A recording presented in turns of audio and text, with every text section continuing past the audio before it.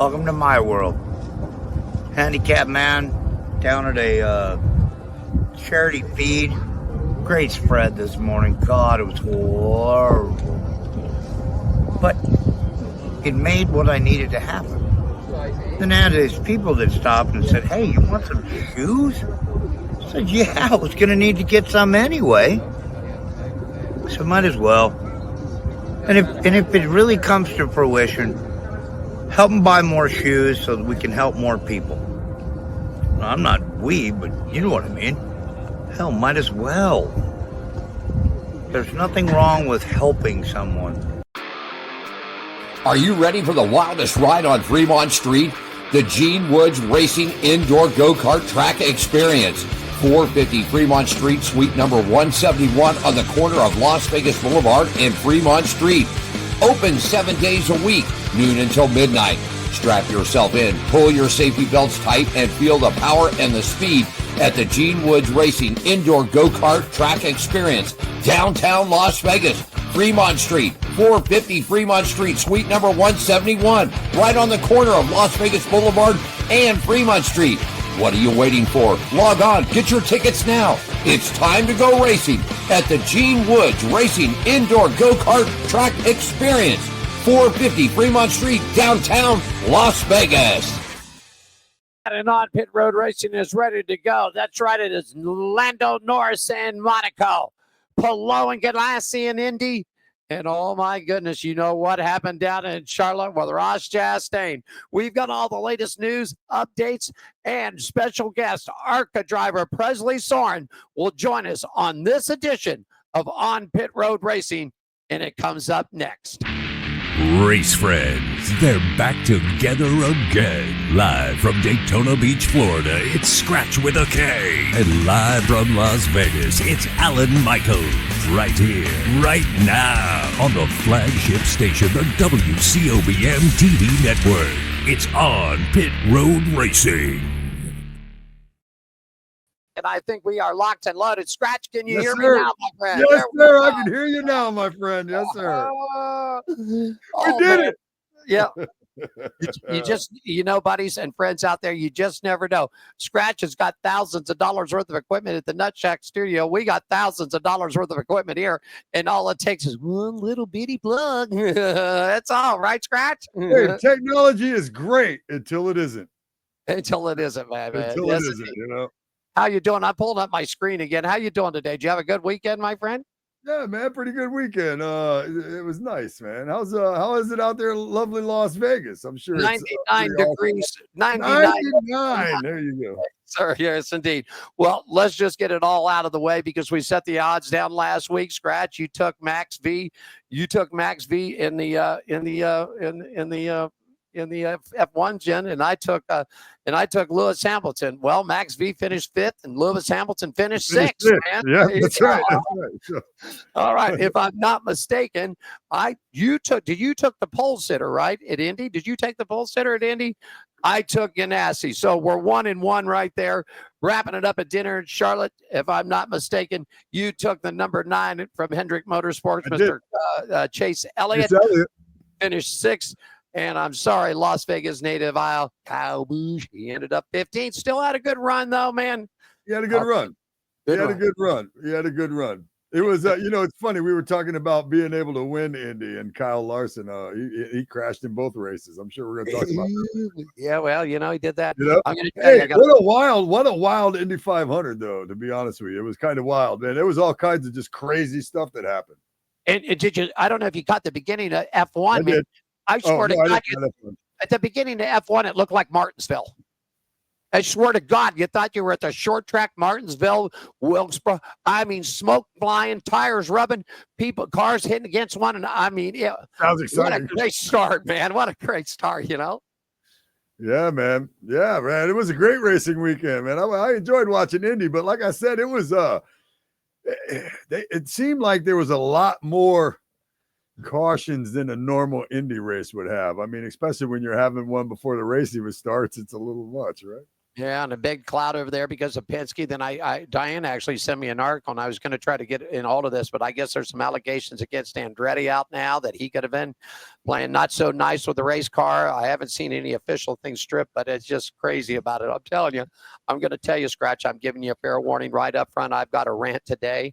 I like your rants, though. Now we're talking about, now the deal didn't go through yet. Jim France, CEO and co-owner of NASCAR, says that he was considering a deal to fund his own team for Sonoma via Spire Motorsports. Huh. Now, wait a second. I'll wait till the end of the show because you about to rant now? You can't hold it in? You're going to do it later. You're going to do it later, right? We usually rant at the end of the show. I'll rant at the end of the show. And if you want, there's a couple on there that you might want to look at yourself out there, too, that you might have a beef or two about. Hey, quickly, if you don't mind, I got a note in from our email from our good friends at Las Vegas Motor Speedway, Paulette Anderson, and everybody out there for the Speedway Children's Charity Skratch. Coming up, it's going to be a great charity blood drive, man. It's going to be June 6th, Las Vegas Motor Speedway and the Speedway Children's Charities, along with the Lion, have partnered to host a community blood drive. Blood is perishable and consistent, and every 2 seconds someone in the U.S. needs blood. So on Friday, June 6th, between the times of 8 a.m. and 2 p.m. Skratch, here in the Las Vegas Motor Speedway at the Infield Media Center. And if you're not familiar, if you're in Las Vegas with us, man, if you've not been out to the track, what you'll do is you'll come up either off of the 15 or off of Las Vegas Boulevard. North End is the best way to go. You'll go down the one section. I believe it's marked section 3. Go to the next section. You'll make a left turn right there. You'll go about maybe a football field, 100 yards. You're going to make a right turn, and it's going to take you right underneath the tunnel of turns 1 and 2 right there, and just follow it straight back, and you'll get to the media center. Anyhow, 7000 Las Vegas Boulevard North, Las Vegas, Nevada, 89115 if you need some more information.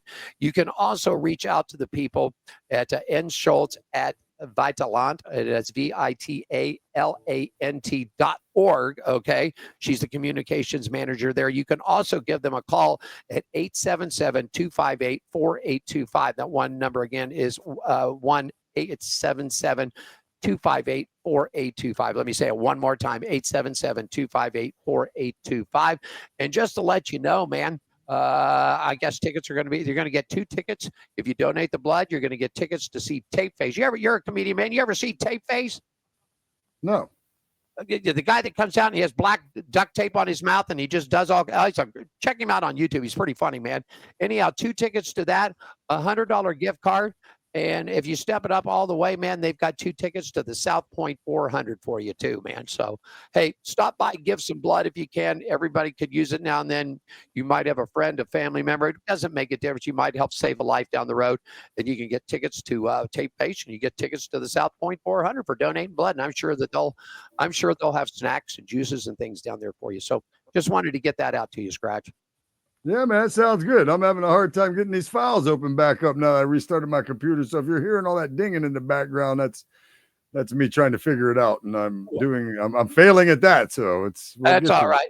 That's all right. We'll just continue on while you do that on Pit Road Racing. Good afternoon. Once again, Alan here in Las Vegas, Skratch down in Daytona Beach at the Nut Chat Studios. We do it each and every Thursday for you, everybody, right here live on the WCOBM, and we stream it to multiple Facebook channels. YouTube Television's got it. Twitter, formerly now X, formerly Twitter. It's on our LinkedIn channels, so you can pick it up. Our show partners like to thank the Gene Woods Racing Experience, 450 Fremont Street. I did the pre-show tape out there today, Skratch, around the bikes and everything. Come on down and check us out. Woods Family Sandwiches, great catering for any event that you might have. You can reach them at the WFSandwiches.com. Hot Shoe Hall of Fame. That's where the money goes to. If you become a partner of this show, Skratch does not take $1 for doing this show. I don't take $1. No one takes it. We put all the money into the Hot Shoe Hall of Fame. And right there is those tennis shoes right there. So I'm showing these, and these are what you're going to have. Skratch has got his right there. So if you donate that's what the money, it's totally 100% tax deductible. I'll give you some information about it as we end the show today, okay? Also, a quick shout out to the Las Vegas Motor Speedway, man. We got racing coming back at the Bull Ring out there this weekend.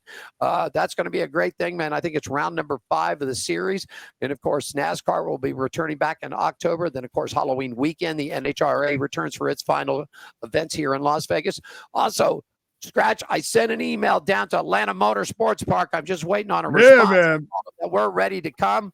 I got things sort of set up good. Diane's going to take a trip up to Portland to see her daughter and have some girl time and daughter time fun. And you and I is going to be going to us down to Georgia, man. I see what you're doing over there. I see that. I see that. I know what this means. I know what this means. Don't worry, man. I got my hot shoe. I'm ready. There we go. We're going to go down and see our friends Jeremy Porter at the Atlanta Motorsports Park in Dawsonville, Georgia. That's the home of Bill Elliott, Chase Elliott, and the whole Elliott clan down there. So we're going to go about that. That's exciting. I can't wait. I'm waiting on an email back from him, so that's it. Real quickly, if you'd like to be on the show, 702-803-0875. We'll get a shout out on the old Gmail there at On Pit Road Racing. Just let us know what division you run, whether you're running dirt, you're running asphalt, you're running a stock car, drag car, snowmobile. Hell, if you're racing, we want to talk to you. All right. Junk. You could be racing junk like and me. You can race junk too. Holler at us. Oh my goodness.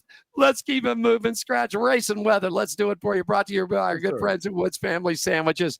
931 American Pacific Suite 106 Las Vegas, Henderson, Nevada line. More information about catering and pickup services at wfsandwiches.com. Well, NASCAR is going to hit Music City in Nashville, Tennessee this weekend, everybody. Friday, they've got a 50% chance of rain. Man, not looking too good. High about 72 degrees. Nighttime low about 61. For Saturday and Sunday, going to be clear. Sunny skies. Daytime highs in the upper 70s, low 80s, dropping off into the nighttime about 60 degrees for the campers out there. NHRA's heading back to the East Coast to Epping, New Hampshire.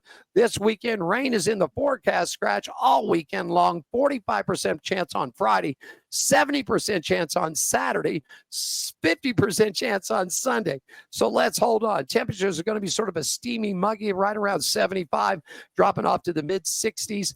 For the Sunday's final event, and your nighttime lows are going to be right around 40 degrees. F1, the series hits the track in Spain this weekend. Weather's looking good Friday, Saturday, and Sunday. All weekend long, sunny skies, highs at 90 degrees over there. Skratch with a nighttime low right around mid-60s. They'll have a little bit of cloudy skies on Sunday for the race. Only a 10% chance of rain in, high 92 for the green flag. And IndyCar, Skratch, is back at Motor City. The IndyCar series is going to be for the Indy GP Grand Prix in Detroit, Michigan. Looking good for the weekend, boys and gals. Saturday and Sunday for qualifying and race day. Sunny skies both days. Highs in the upper 60s, dropping off into the mid-50s at nighttime.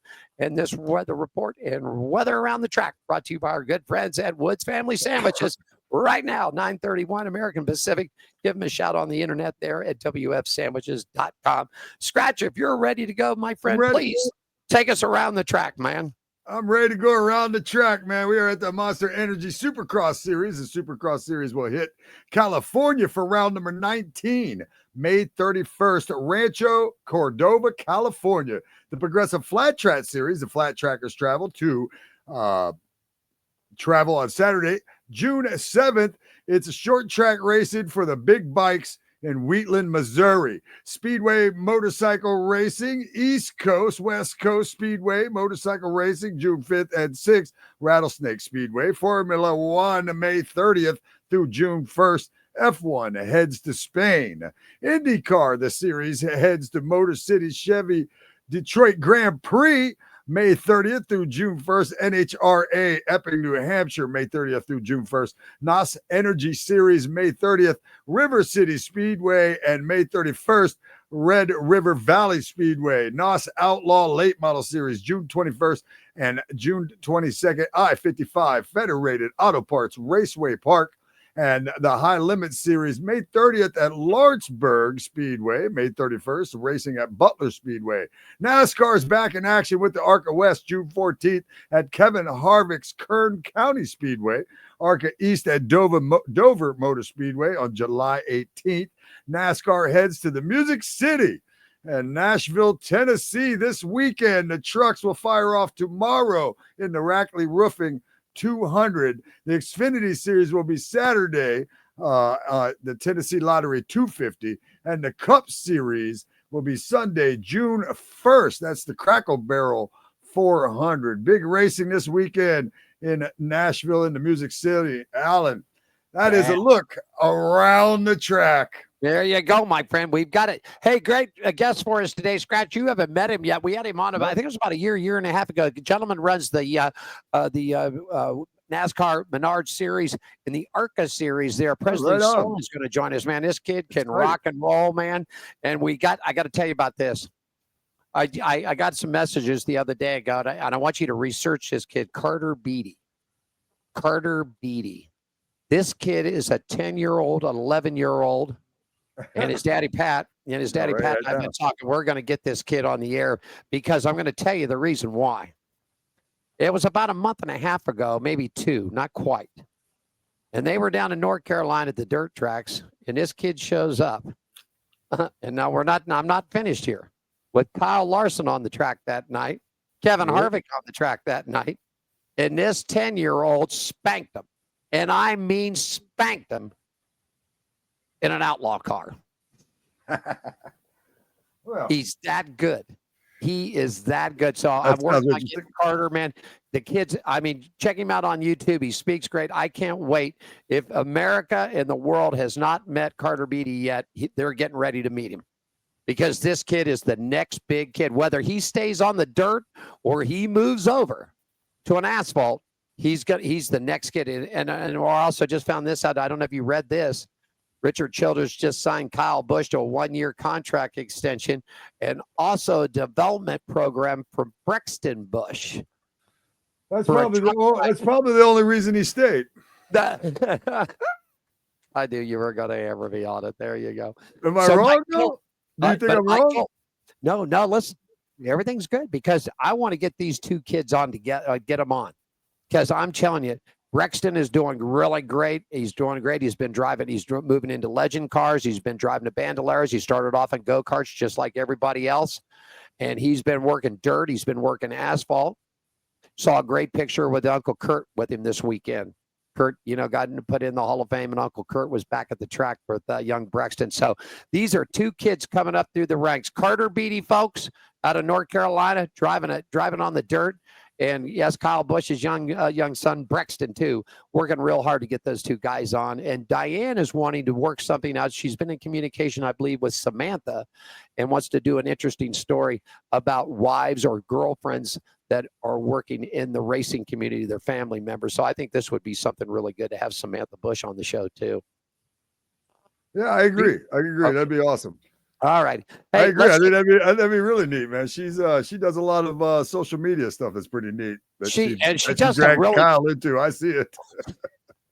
She actually, if you look at it, she just rips old Kyle up, man. I mean, she does some stuff that's just, it's funny. She's got some great cooking stuff, recipes, healthy foods, and everything else.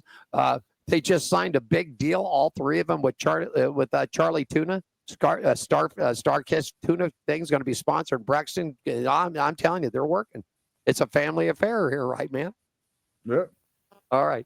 Hey, we'll take a quick break. When we come back, I've got the latest results from ARCA from Charlotte. Skratch has got all the results and the updates from the trucks, the Xfinity, and the Cup Series is on pit road racing. Being here in Las Vegas, Skratch in Daytona Beach. We're back in 2 minutes, everybody. Jerry B here up in Sacramento, Union Gospel Mission, giving out some shoes to the homeless. Here, a lot of smiling faces. We got one deal. We give you a pair of shoes. You got to give us a smirk and a photo. And this is the mission of the Hot Shoe Hall of Fame, which is a nonprofit organization based out of Las Vegas, started by Gene Woods. We're trying to do good things and fill little holes in people's lives the best we can. And today we're up in Sacramento, just doing the best we can. Thanks for supporting us.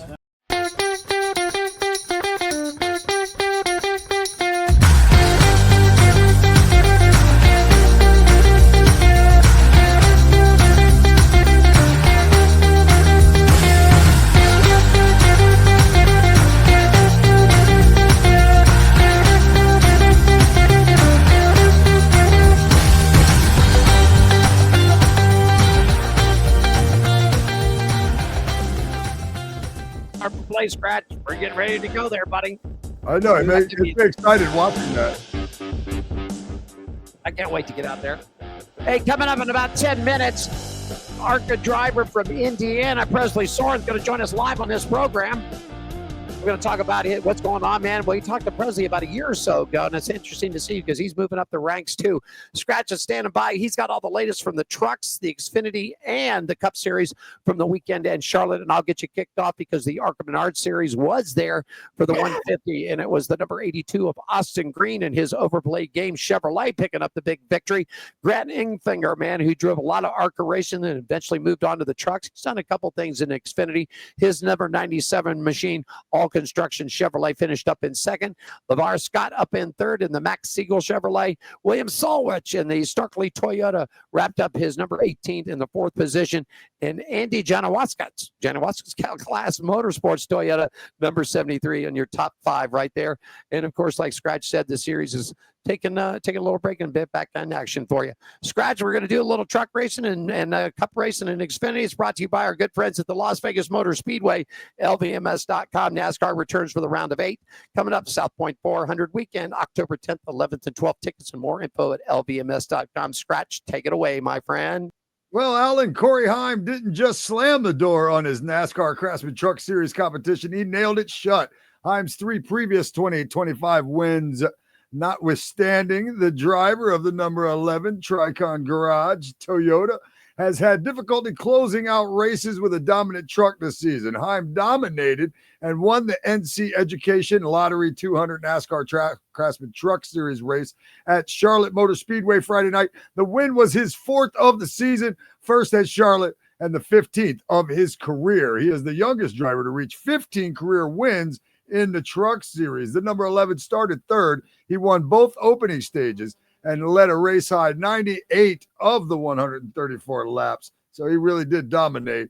He has now led over 700 laps so far this season, the most in series history at this point in the season. Ross Chastain, he held the lead for about 11 laps, and he finished second, an outstanding 6 seconds behind Heim. Caden Honeycutt, Lane Riggs, Kyle Busch, Grant Enfinger, Matt Mills, Daniel Hemrick, Rajah Caruth, and Brandon Jones completed the top 10. Number 17, Gio Regadio, he scored his first career pole for that race. He led 2 laps, but he finished 21st. The Truck Series drivers' point standings after Charlotte, which is race 11 of 18 regular season races. Corey Heim, he's got 4 wins. He's in first. Chandler Smith with 2 wins. He's in second. Daniel Hemrick, he's got a win. He's in third. Tyler Ankrum, 1 win. He is in 4th. Those are your winners this year. Grant Enfinger, he's in 5th. Lane Riggs, Caden Honeycutt, Jake Garcia, Ty Majeski, and Stuart Friesen round out the top 10. Outside the top 10 is Gio Regadio, Ben Rhodes, Rajah Caruth, Tanner Gray, and Matt Crafton. That is the 15 right there. In the Xfinity Series at Charlotte Motor Speedway, it was the BetMGM 300, and William Byron won with his 5th victory in 43 Xfinity Series races. This is his first victory and second top 10 finish in 2025. This is his first victory and his first top 10 finish in 3 races at Charlotte Motor Speedway. Connor Zilich, he finished second. He posted his first top 10 finish in 1 race at Charlotte Motor Speedway, and it is his 4th top 10 finish of 2025. Nick Sanchez, he was 3rd. He posted his first top 10 finish in 2 races at Charlotte Motor Speedway. Connor Zilich was the highest finishing rookie. Justin Allgaier leads the point standings by 71 points over Austin Hill, and it goes as follows after 13 races of 33 regular season races, with Austin Hill in first. As mentioned, Justin Allgaier following him in second. Justin Allgaier is actually the regular season championship leader, however that works. Points. Woo. Connor Zilich, he's got himself a win. He is in third. Jesse Love, one of my guys I like to follow, Jesse Love, he's got himself a win. He is in 4th. Sammy Smith, he's in 5th with a win. And your final person with a win in the points is Brandon Jones. He's got a win. He's in 6th. Then it's followed up by Sam Mayer, Ryan Sieg, Carson Guapel, Jeb Burton, Sheldon Creed, Harrison Burton, and currently below the elimination line is Nick Sanchez, Taylor Gray. Our boy from Daytona right here, Daniel Dye, he is at 15th. And Dean Thompson is in 16th. The Cup Series race, Ross Chastain, the Watermelon Man. He won the 66 Coca-Cola 600 NASCAR Cup Series race at Charlotte Motor Speedway. The win is his first win of the year. It's his first at Charlotte and his 6th career win. William Byron finished second, followed by pole sitter Chase Briscoe, AJ Allmendinger, Brad Keselowski, Chase Elliott, Michael McDowell, Christopher Bell, Ryan Preece, and Noah Gragson. They're rounding out the top 10. Byron dominated most of the race, leading at 283 laps and winning the first 3 stages. However, he could not hold off Chastain at the end. Chastain, who started the race from the rear due to a backup car, so he started dead last, went from worst to first, which was very impressive. He took the lead with 5 laps to go and pulled out to a 0.673 second margin of victory. The fastest lap bonus was earned by Denny Hamlin. There were 34 lead changes among 11 drivers and 8 cautions for 52 yellow flag laps. The average speed of the race was 135.781 miles per hour. Cup Series playoff standings after Charlotte, which is race 13 of 26 of the regular season. You got Young Money, Kyle Larson. He's got 3 wins. He's in the top. Christopher Bell with 3 wins. He's number 2. Denny Hamlin, he has 2 wins. He's 3rd. William Byron with a win is 4th. Ross Chastain is 5th with his victory. Joey Logano is 6th. Austin Cedric is 7th. Josh Berry is 8th. Chase Elliott is 9th. Tyler Reddick is 10th. Ryan Blaney, Alex Bowman, Chase Briscoe, Bubba Wallace, Ricky Stenhouse Jr., and Ryan Preece is the top 16. Outside that is AJ Allmendinger, Kyle Busch, Michael McDowell, John Hunter Nemechek. 8 drivers have earned a spot for a chance with a win in the NASCAR Cup Championship Series. This segment is brought to you by Las Vegas Motor Speedway, LVMS.com. NASCAR returns out there to you in Las Vegas for the round of 8 at the South Point 400, October 10th, 11th, and 12th. Tickets available at LVMS.com. I know I just took that right from you. You were waiting for that. And I did. Yeah, no, I wanted you to do it. Just wrap it up. You know why? Because right there he stands on the screen right there. Hell yeah. We talked to this gentleman just about a year ago, and he is moving up the ranks from a super late models. He's into the ARCA series. Presley Sorah will join us live from Indiana, ladies and gentlemen. And his appearance is coming up. What you say, Skratch? He's coming up next.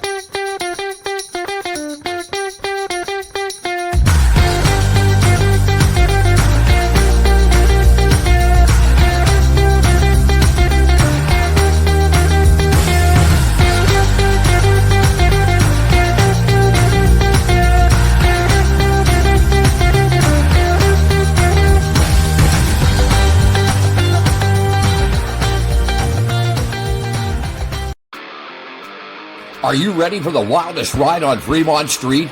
The Gene Woods Racing Indoor Go-Kart Track Experience. 450 Fremont Street, suite number 171 on the corner of Las Vegas Boulevard and Fremont Street.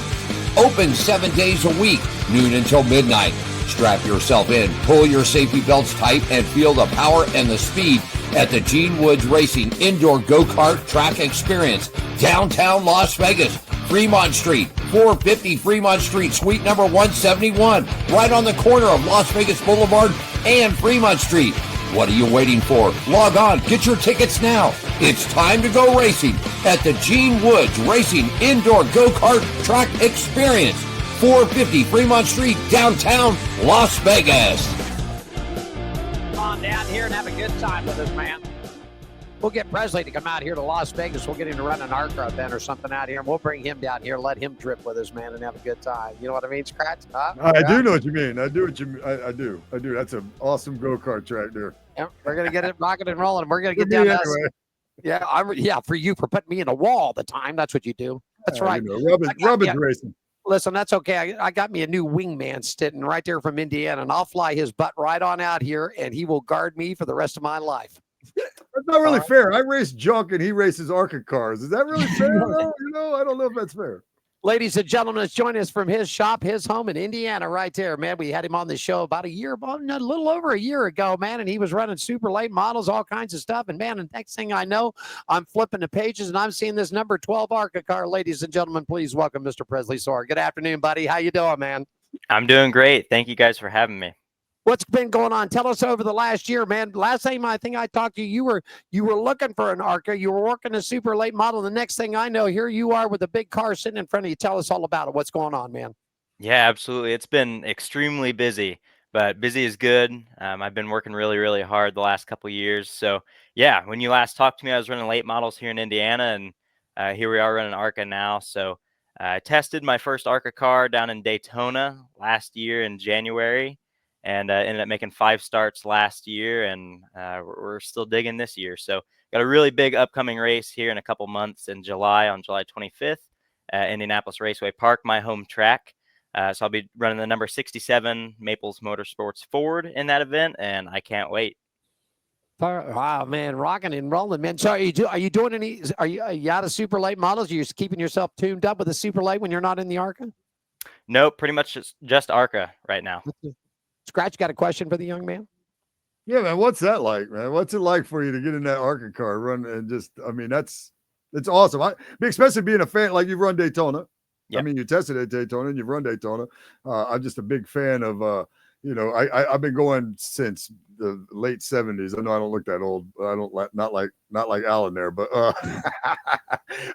but yeah, man. So I'm just a huge fan of the ARCA cars, and because they come along with the cup cars here at Daytona and stuff like that. So I'm a big fan of it, man. It looks like a lot of fun, and I know there's a big margin of error with you guys. But what is it like, man, being in the car with just like Cletus McFarland, whatever he's doing in the ARCA car, I don't know, but he seems to be doing okay in it. Like, what's it like, man? Tell me all about it.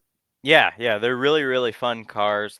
The ARCA series is really cool because we go to pretty much everywhere. So, I mean, you can find us one week at a big super speedway like Daytona and Talladega, and then the next week we're at a little short track that might be in your backyard.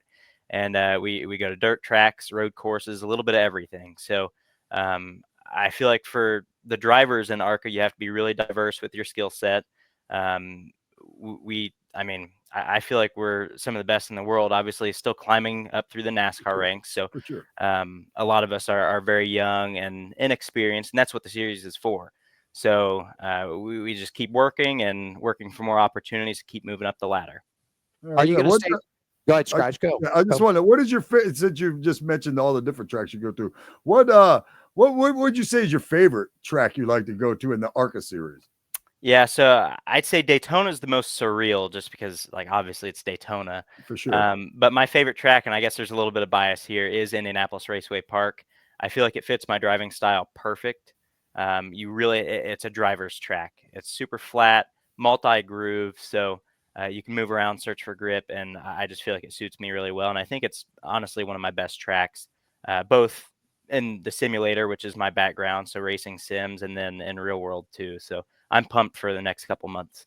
The series does an East and a West Coast version. You plan any trips? Is there any possibility? Maybe, I know coming up in October here, we lose the truck race because they moved it to Sonoma.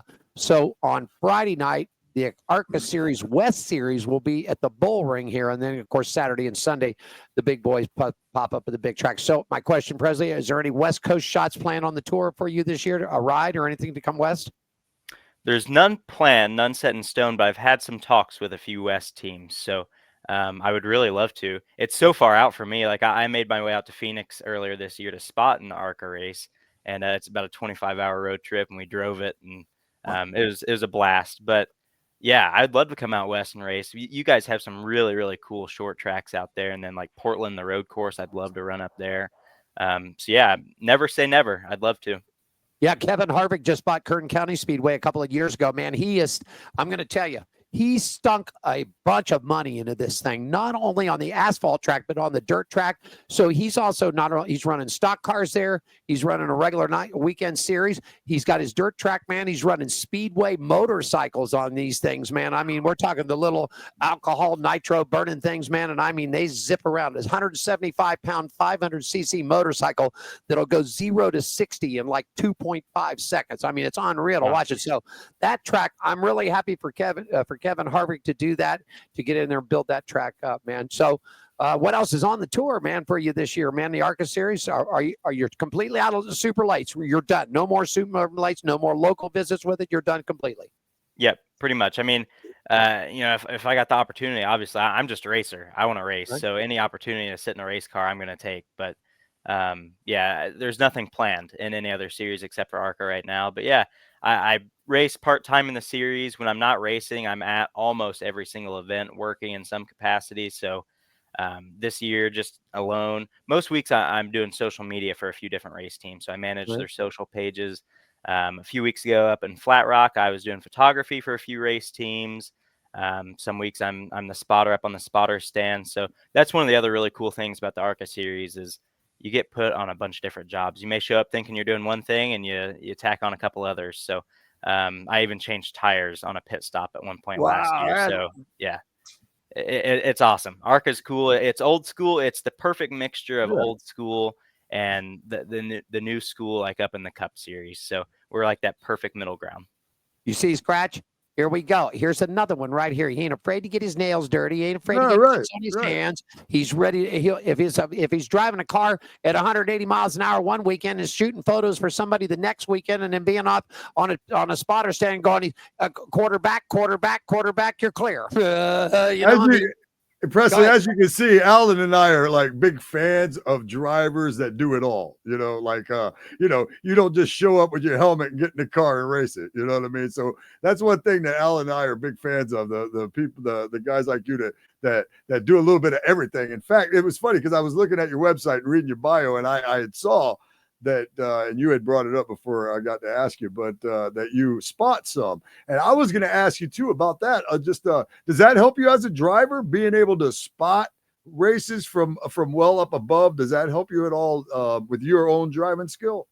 Yeah, I'd say it does. I mean, you learn a good layout of each of the tracks when you're up there spotting. And I feel like one of the biggest things for me too is like I've been to not quite every race, but almost every race for the past 2 or 3 years in ARCA, and down in the pits with the drivers, the teams, and everything. And I've watched every single race really closely, even in between doing all the work within it.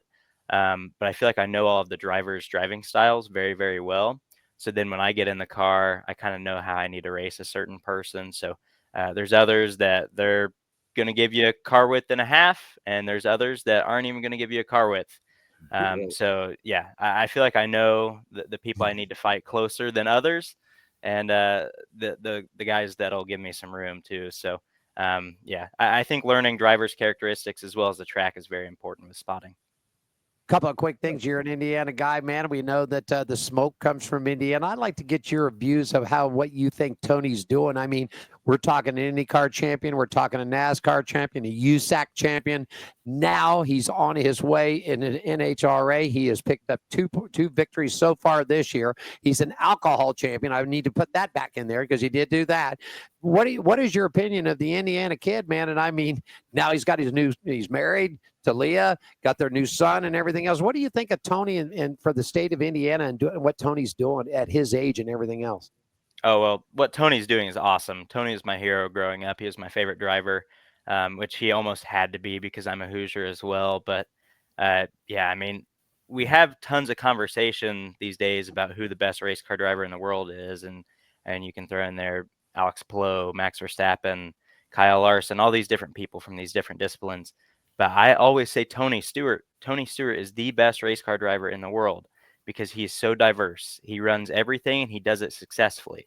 I mean, you never see him racing not competitively. I mean, he's won an IndyCar, won championships in IndyCar, won championships in NASCAR, raced and won World of Outlaws. Now he's leading the points in NHRA. I think he's still leading the points. Yeah. I know he was. Yeah, it's insane. I mean, he can do literally everything behind the wheel of a race car, and like the longevity of it too. I mean, he has been racing for so long and there's zero signs of backing down because he's still doing well and winning. So yeah, Tony's the man. I had a chance to interview Tony last year at the fall races out here, and I'm going to tell you, I've been around him in the NASCAR days, and I understand it. After you spend time, and you know this, Presley, and Skratch, you've been around it too, that the drivers have got a lot to go. Just not driving the car, testing the car, practicing the car, this, that, but the sponsor commitments there, and they're back then in that day. I mean, he was just filled. I mean, with the Home Depot and the Old Spice stuff.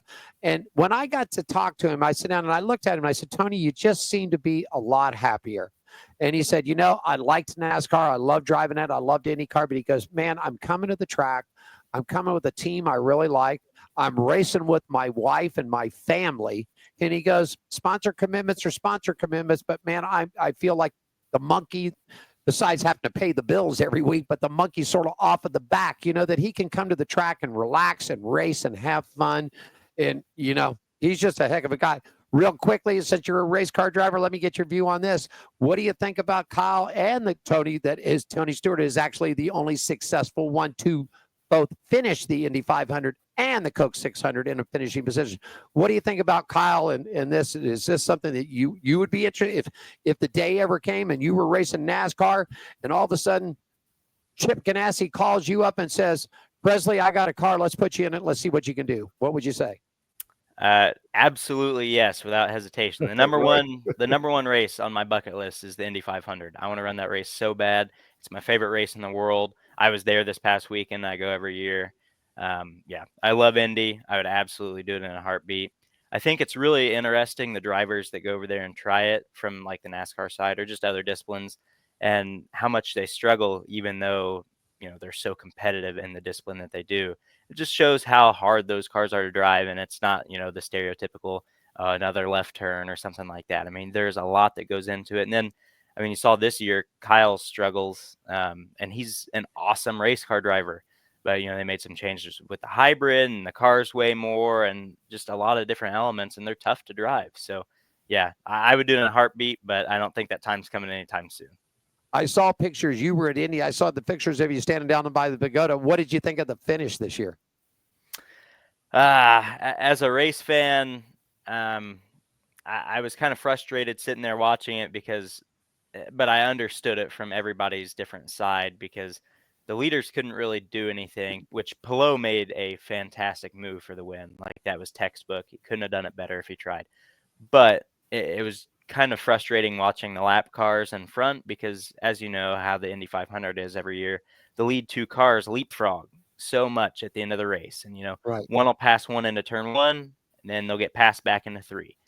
But this year the leapfrog cars were the two lap cars in front of the field, and then the leaders they couldn't do anything. I mean, right. Palou couldn't even mount a charge on the lap cars. Ericsson couldn't mount a charge on Palou, which ended up being a good thing because his car failed tech, and we wouldn't have wanted to see a tech failing car win the race. But right. Yeah, it was just, it's Indy. It's the same characteristics, tough to pass because of the aero. It was just unfortunate that it was the lap cars kind of controlling things instead of the leaders. But at the same time, I understand why the lap cars were racing as they were, because if it's 10 laps to go and the caution comes out, they stay on the lead lap and they cycle back around to the field, crash on the restart, they could pick up. I mean, it's a 10-15 spot swing there. So yeah, I understand it. It's just, the circumstances kind of, we got a couple of minutes left with Presley. Skratch got another question for you. So you're a big fan of Indy, obviously, being from Indiana yourself. That was pretty cool. Did you think that it was a little? It seemed to me watching it, and I don't watch a lot of Indy car racing. I watch some of it, and I always try to watch the Indy 500. But I thought it was a little odd. I thought there was more cautions and more accidents and more slip ups and mistakes made, it seemed like, by drivers in this year's Indy 500 than normal. Now, me being not a huge IndyCar fan, maybe I just thought that, but did you feel that way, being that, you go to the Indy 500 a lot and being an Indy fan and things like that? Did you feel like maybe this Indy 500 was a little extra maybe cautions or crashes or mistakes made in it? Yeah, so definitely. I feel like the race was kind of flip-flop from normal, where normally, like, the first half of the race is very slow. Mhm. Everything's to a point, everyone's just sitting in line, fuel saving. So it wasn't really like that this year at the beginning, because there were so many cautions right off the bat. Typically, we see those at the end of the race. So Right. That was kind of interesting. I mean, we had the pace lap caution with McLaughlin and Marco on the first corner.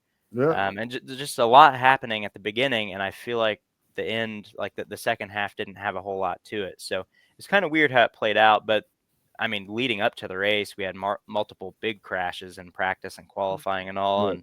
And the cars seemed, and just from hearing the drivers talk, they seemed a lot tougher to drive this year. And they didn't have great conditions. I mean, and there was a couple practice days, and I think the first qualifying day where they were having 30-mile-per-hour wind gusts and stuff like that, and that affects those cars obviously massively.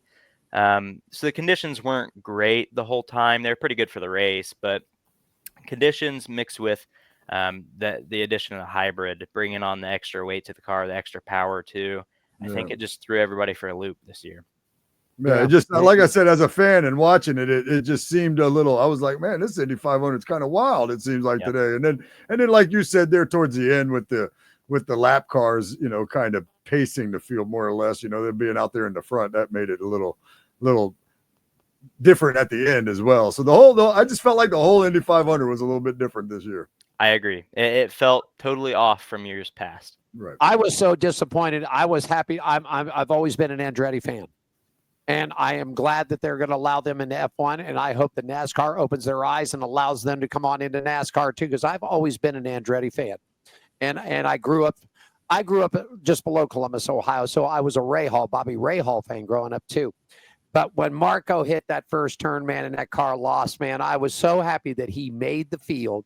And I just said, could there be a miracle this year? Could an Andretti get to winner's circle this year? Wouldn't that be something to have one of the big four families in IndyCar, really, sort of like NASCAR? But that real quickly, too, controversy with Penske. I got an article I did. Maybe you caught more because you're catching up more of it. Has everything been settled with Andretti? Because I've heard that there's rumors there could have been some cheating going on with their team.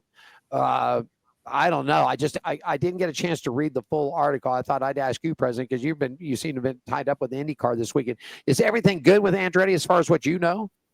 Yeah, I mean, I think that they got penalized pretty good. I don't know if they got fined or not, but I think it was so there's 2 Andretti cars and 1 Prema car that got sent to the back of the field for the finishing order for the 500.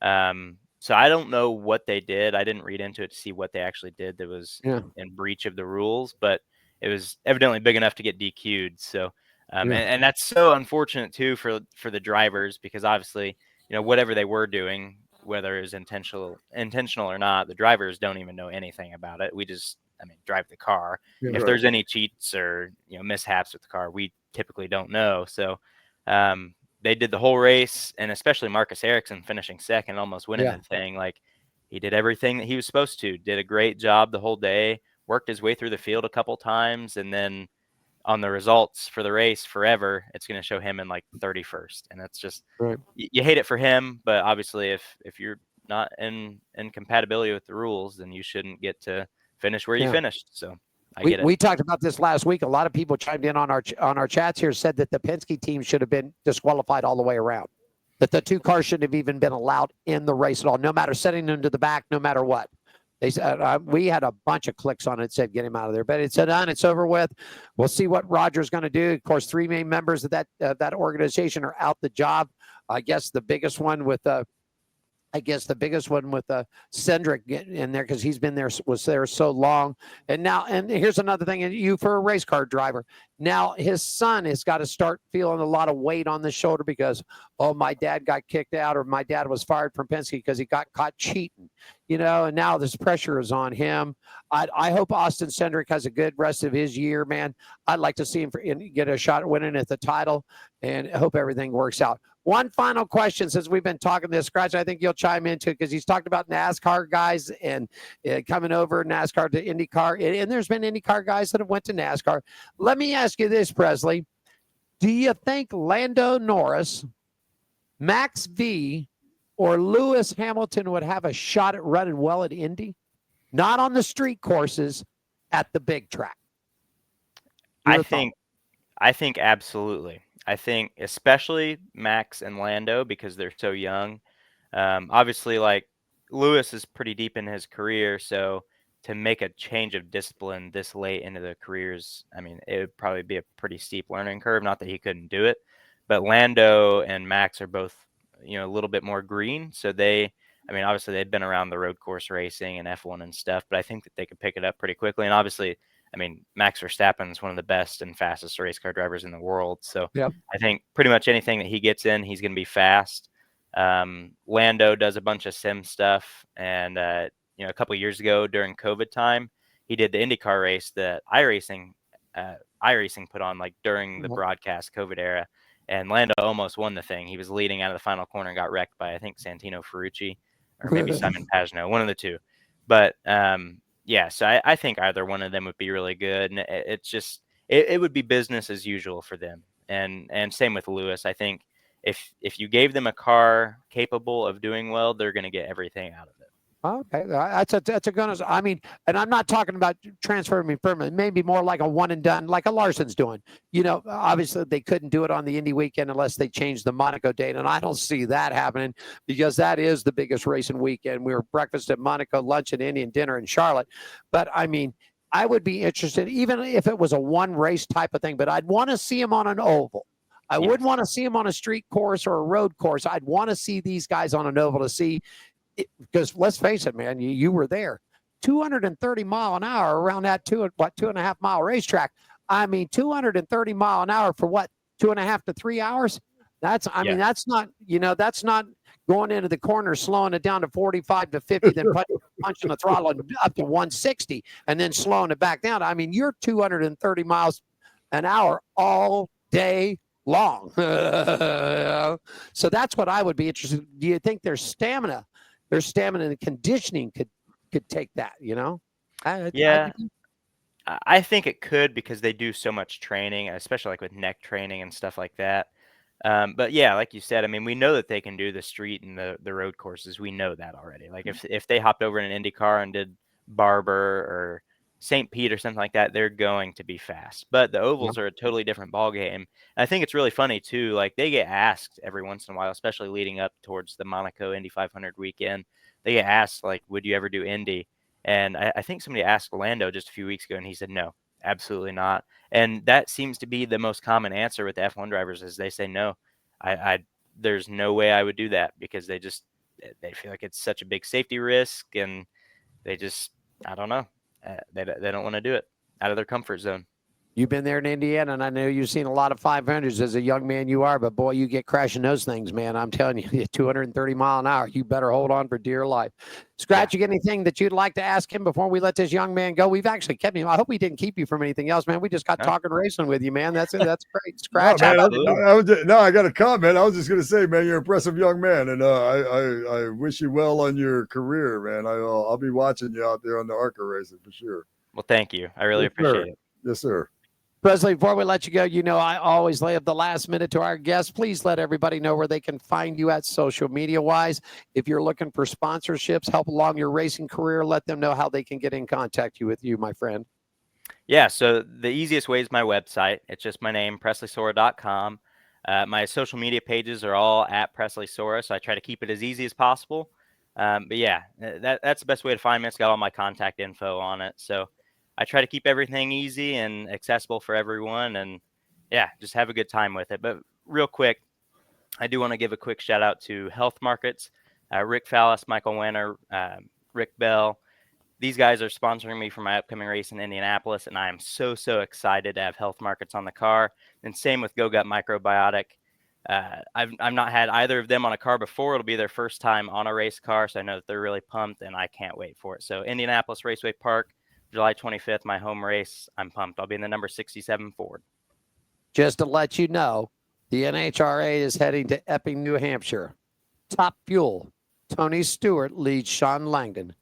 3 points, my friend. There you go. That's where he's at, coming in, man. There you go. Right. That's it. Hey, we want to thank you so much. Presley Sorah from Indiana. Are you in Indianapolis? Are you in Indianapolis? Not quite Indianapolis, over east of Indy. Yes, Indy. Hey, listen, man. Keep in touch with Diane. Let us know. We're going to be watching you coming up for that race in there. And in fact, I might just give you a little ring if you get a little shot from here in Indianapolis to give us a quick little shout out from the track. Would you be willing to do that for us, my friend? I can do that. Absolutely. There you go. Thank you so much, man. It's great to have you. Good luck for keep the pedal to the metal. Be safe, be careful, and rock and roll, my friend. Have a good day. Yes, absolutely. Thank you guys for having me. Take care. Thanks, Presley Sorah right there. Skratch, let's take a quick break. We come back. We'll talk a little NHRA. In fact, the smoke's on top. He's on top. We're coming up for you.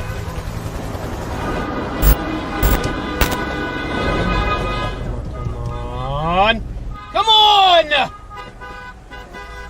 What the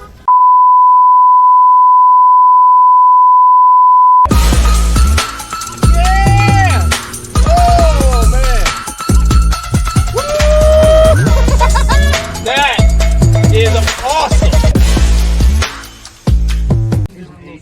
be here up in Sacramento, Union Gospel Mission, giving out some shoes to the homeless. Here, a lot of smiling faces. We got one deal. We give you a pair of shoes. You got to give us a smirk and a photo. And this is the mission of the Hot Shoe Hall of Fame, which is a non-profit organization based out of Las Vegas, started by Gene Woods. We're trying to do good things and fill little holes in people's lives the best we can.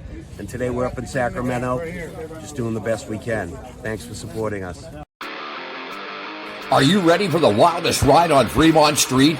The Gene Woods Racing Indoor Go-Kart Track Experience.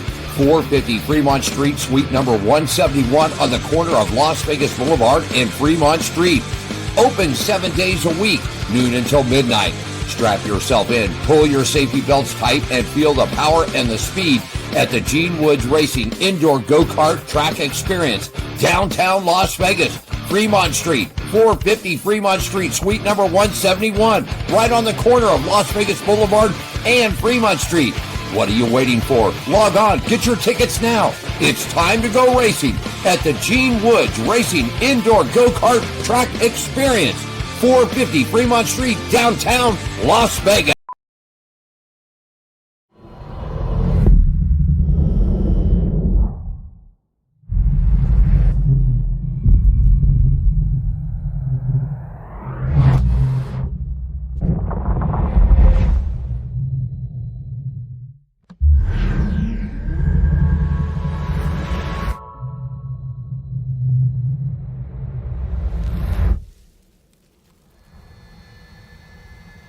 Kia, movement that inspires. That's my buddy Chris Martin right there, Skratch. He's a driver out of Canada. And let me tell you a little quick thing about it. Chris has a hearing problem, deaf. Okay. They actually devised a helmet for him. He has two little things that are inside implanted, right? But they designed a helmet for him that he can dial out noise. He can literally dial the engine noise out of his car. He can actually dial the crowd noise to the only thing that he can hear is just his team and his crew chief or his spotter talking to him. That's it. It is so well, and he did that commercial for Toyota right there. I wanted to roll that today, man. Skratch, you get ready and get the open wheel for the F1 and IndyCar, and I'll get these guys rocking and rolling in the NHRA. Brought to you by our good friends at Hammer and Harry's Resort, 450 Fremont Street. They're open daily from 11 a.m. to 10 p.m. Great food, fun times, and home of the $5 margarita. Well, as you know, the series is heading to New England this weekend, and if you need some information, planning on attending this weekend's event at the New England Nationals in Epping, New Hampshire, check out the new guidelines and things. And what you need to do, folks, go to the NHRA.com. They've got all the information about there. They've got Nitro Alley schedules, driver bios. They're going to have autograph session dates and times where you can meet that. Don't forget, if you're out there on Sunday morning, they got a great chapel service that they open to everybody. You can actually Skratch on Sunday morning. You can go to chapel with John Force if you're there. Nice. You can actually go, which is really cool that they open that up not only for the drivers and the teams, but they open it up for the early morning fans that want to come have a Sunday service out there. So NHR broadcasting team has also been awarded the Golden Tellys. That's right, the 7th annual Overall Telly Awards. This sort of upsets me because they were doing it with Fox and they got great production off of that. But boy, have they screw a NASCAR up.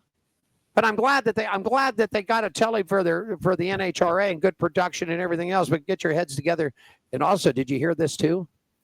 Fox lost 2 races next year to Prime. Since you mentioned that, I just want to say that I thought Prime did a fantastic job. I thought watching it on, this is my opinion though, I thought it was refreshing. I thought it was great. I thought they did great. I thought they did absolutely great. I thought it was entertaining. It was nice to hear Dale Jr. I mean, the whole thing, Marty Smith, it was great. I thought it was great. I thought I give Prime 2 thumbs up and A+, whatever it is you want to give them that's top, I'm giving it to them. You want to know what the number was? 2.6 share, man. 2.6 million on the Coca-Cola 600. Yeah. It's just, yeah. And I thought they did a great job. I saw Dale Jr. Talking too about, the good thing about the streaming with Prime or whatever, like the post race, for an example. they could do 30 minutes or they could do an hour and a half. They could do as long as they want to. You know, there's not a set time that they have to that they have to be on or off. So if it's a magnificent race and there's a bunch of stuff going on or whatever, they can stay on as long as they want. You know, if they just got a little stuff to cover at the end, boom, it's over. So, that's kind of neat too, to have that luxury of time like that. But honestly, I thought Prime did a great job. You know, you and me were talking about, the TV and then the streaming and then the this and that, man. You know, you can still feel that way, but you couldn't have watched that and not thought that it was a good job. I thought Prime did a great job. Well, here are the comments right here. The all-around average for the race on the Coca-Cola 600 on Prime Video averaged 2.72 million viewers on Sunday night. The race coverage Prime peaked at 2.92 million viewers, and that peaked between 8:15 and 8:29. Okay, but they kept over. I'll make sure that I'm reading this right, because I don't want to say something into that. They kept over a 2.6 million or 2.6 share of the market. And I agree with you. Earnhardt Jr. was fantastic. I read a couple of comments that they said, well, he messed up. He called a driver a wrong name or a wrong car number or this. Listen, folks, we make mistakes all the time. I make mistakes every day. So do the people that are complaining about people making mistakes. That's right. Junior was fantastic. Yeah, the reason why I've said this, and you know that I have said this, because the people that are working with Junior are not trying to make him a broadcaster. They're letting him be a race car driver, explaining the action and what happens. Yeah. That was the problem. Yes, go ahead. The problem with Jeff Gordon was good, but what they tried to do is they tried to take the driver away from Jeff Gordon and make him a broadcaster. No. Let him be what he was. Junior did a fantastic job. Yeah. That's all I got to say. My hat's off to Prime. I thought they did a great job. I mean, they tried that Tyson fight a while back, and that wasn't Prime, was it? Or was that Prime? No, that was Netflix. Yeah. Netflix struggled with that a little bit. But Prime, again, I thought Prime did a great job. I didn't see one lag. I did not have one lag in my coverage, not one pause or anything like that. So which told me that Prime had their engineering department, their IT people, their tech people on board. They had it together. They said, we're ready to go. If we take 2 million, fine. If we take 3 million, fine. If it's more than that, we can tail it and we can get ready to go. But anyhow, great job. Congratulations to Fox for getting your telly on the NHRA. Maybe you can get your act together for NASCAR. Real quickly, heading into this weekend scratch, Tony Stewart up on top, Sean Langdon, but just 3 points. Austin Prock and Funny Car, he's 51. Jack Beckman, 51. Dallas Glenn in your pro stock. Greg Anderson, who's been leading the points all year long. Greg Anderson now sits 11 back. And pro stock motorcycles, well, Matt Smith held on to the lead for a couple of times, but our old buddy Gage Herrera is back number one, buddy. He's going to be tough to stop. Scratch, you got us some latest information about everything that happened at Indy, and we'll talk a little F1 too. How about it, my friend? Yeah, for sure. This segment is brought to you by our partners at the Atlanta Motorsports Park. For more information, you can phone them at 678-381-8527, or you can go to atlantamotorsportspark.com. Atlanta Motorsports Park is the country club of motorsports, and I can't wait to go there with my boy Alan Michaels. Looking forward to that right there. And IndyCar. The best milk I ever tasted. That's what Paolo said on the victory podium after a hearty swig from the traditional winner's bottle of milk. It tastes so good. What an amazing feeling. Paolo won under caution when the 500 rookie Nolan Siegel crashed his number 6 Aero McLaren Chevrolet in turn 2 on the final lap of the 200-lap race, which started 43 minutes late due to passing sprinkles. Two-time defending series champion Paolo passed the number 28 Allegra Honda of Andretti Global's Marcus Ericsson on lap 187 and never trailed thereafter. Paolo earned his 5th win in 6 series races this season. The number 10 DHL Chip Ganassi Racing Honda padding his championship lead to a whopping 115 points over Pato Award of Aero McLaren, but more importantly, of his legacy as one of the great all-time champions of the sport. he gained a spot on the Borg Warner Trophy, the first Spaniard to earn the distinction and immortality. It's going to make Alex Palou's career. It's going to make his life, and it certainly has made mine, winning team owner Chip Ganassi said. Chip Ganassi Racing earned its 6th victory in the greatest spectacle of racing at first since Ericsson won in 2022. The top 10 of the 500, Alex Palou, Dave Malukas. I want to point out he drives for AJ Foyt Enterprises, which had 2 cars in the top 5. Pat O'Ward in the Aaron McLaren was 3rd. Felix Rosenquist in the Meyer Shake Racing was 4th. Santino Ferrucci, he was the other AJ Foyt Enterprise car in the top 5. Christian Rasmussen, Kristen Lundgaard, Connor Daly, Takuma Sato in the Ray Hall Letterman, he was 9th. And Helio Castor Nevis, he got himself a top 10. And so that was impressive right there. The point standings after Indy, Alex Palou is at first, Pato O'Ward, Christian Lundgaard, Felix Rosenquist, and number 5 is Kyle Kirkwood. Yes, sir. I guess I would have to turn my mic back on. There you go. No problem, man. There we go. Hey, real quickly, I don't know. You caught caught Lando Norris, man. He was too much for the Ferraris and Red Bull racing. It was Lando Norris over Charles Leclerc, Oscar Piastri, Max Verstappen, and Lewis Hamilton. Top 5 finish for you. Oscar Piastri, Lando Norris, Max B, and George Russell lead your points in F1, man. A good F1. I'm telling you, Skratch, the damn thing started off, and they come up out of that chute.